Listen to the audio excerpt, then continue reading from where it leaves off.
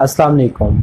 आज का हमारा लेक्चर है वो है सेकेंड ईयर पार्ट 2 से, जो टॉपिक वो है excretion in animals. In the last lecture हमने जो चीज़ डिस्कस की थी वो थी excretion in plants.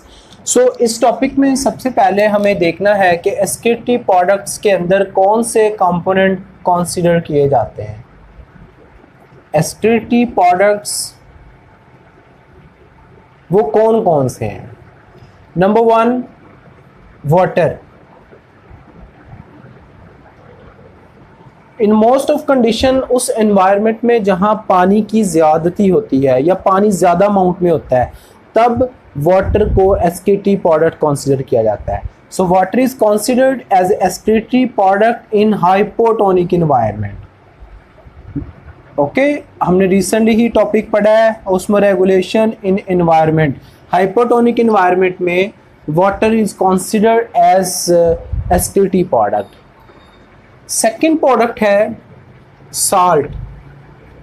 Marine environment में हमने पढ़ा कि साल्ट किस इन्वायरमेंट के अंदर जो है वो कंसिडर किया जाता है एज ए वेस्ट प्रोडक्ट, यानी कि एनिमल्स जिस इन्वायरमेंट में रहेंगे उनमें प्रॉब्लम साल्ट का ज़्यादा होगा, तो साल्ट उनकी बॉडी में कमुलेट हो सकता है। इस एनवायरनमेंट के अंदर साल्ट को बॉडी से निकालना बहुत ज़्यादा ज़रूरी हो जाता है, तो साल्ट को एक्सक्रीटरी प्रोडक्ट समझा जाता है। किस एनवायरनमेंट के एनिमल्स में हाइपर ऑस्मोटिक कह सकते हैं या फिर आप हाइपरटोनिक एनवायरनमेंट कह सकते हैं। So salt is also waste product of hypertonic environment.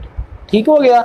ये दो प्रोडक्ट्स हैं जिनको एक्सक्रीटरी प्रोडक्ट्स में शामिल किया जाता है। बट जो मोस्ट डेंजरस हैं और जो ओवरवेलमिंग सिचुएशन हो सकती है, जिनकी वजह से प्रॉब्लम आ सकते हैं, वो हैं मोस्ट इम्पॉर्टेंटली नाइट्रोजनस वेस्ट।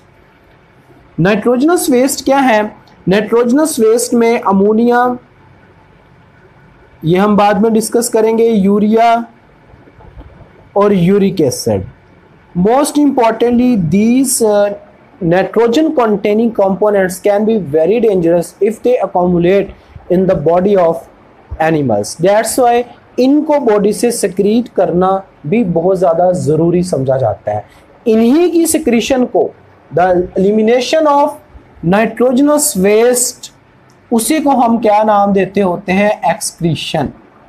हमने इसकी डेफिनेशन पढ़ी हुई है, removal of nitrogen containing waste, removal of nitrogen containing waste like ammonia, urea, uric acid, उन्हीं को हम क्या नाम देते होते हैं?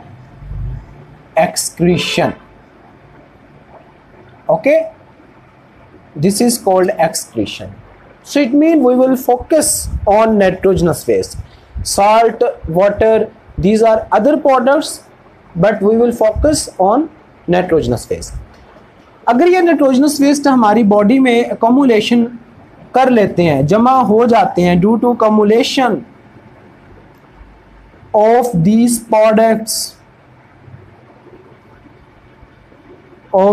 प्रोडक्ट्स, उसकी वजह से हमें तनाव की बीमारी आ सकती है, यानी कि बेचैनी की कैफियत होंगी, आप कोमा में जा सकते हैं।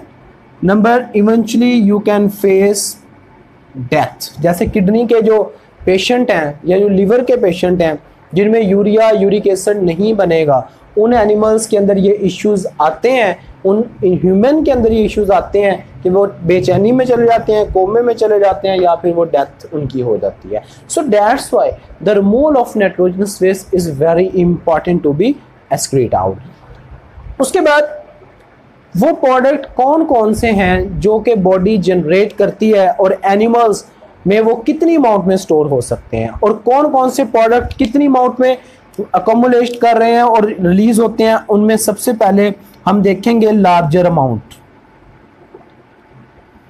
जो प्रोड्यूस हो रहे हैं nitrogenous waste. Larger amount produce होती है किन प्रोडक्ट्स की?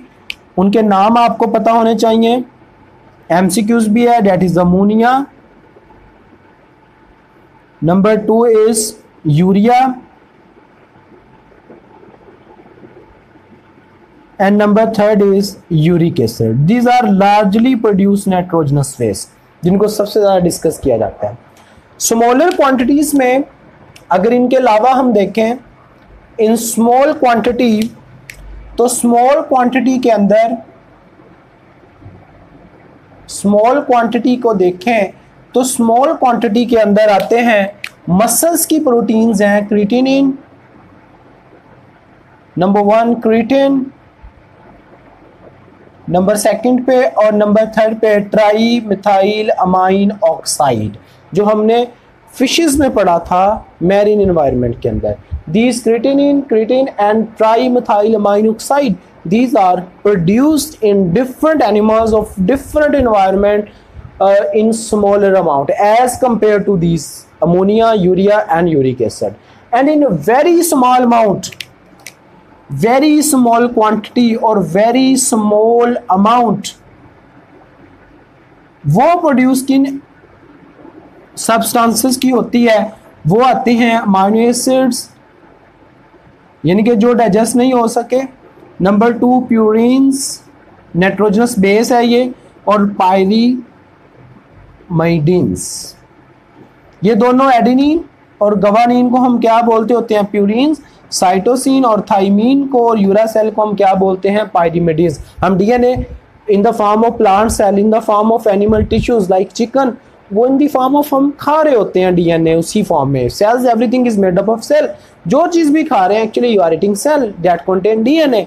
उनके जो वेस्ट हैं वो भी डाइजेस्ट होते हैं, सो वेरी स्मॉल अमाउंट ये भी रिलीज होती है। But if purines and pyrimidines are metabolised then what are the products, फिर क्या बनता है अगर ये लेट्स सपोज के ब्रेक डाउन होती है इनकी, फिर कौन से प्रोडक्ट स्मॉल अमाउंट में बनते हैं। सो मेटाबोलाइट्स या जो इनकी मेटाबॉलिज्म से, मेटाबॉलिज्म ऑफ प्यूरिन्स और पायरीमिडिन्स, क्या products, this is short question कि इनसे क्या बनता है। सो बहुत सारे प्रोडक्ट बनते हैं जिसमें xanthine, hypoxanthine, these are all chemicals, okay. Next uric acid,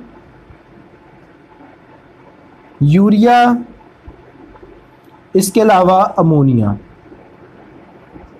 These are the some products that are generated through the metabolism of purine and pyrimidines. I am repeating, pyrimidines और purines are DNA's nitrogenous base, जो DNA को बनाती हैं। वो direct भी release होती हैं, produce होती हैं, लेकिन अगर वो मेटाबलाइज हों तो फिर किस फॉर्म में मेटाबलाइज होकर यूरिन से निकलती हैं, वो ज़ैंथिन, हाइपोज़ैंथिन, यूरिक एसिड, यूरिया और अमोनिया।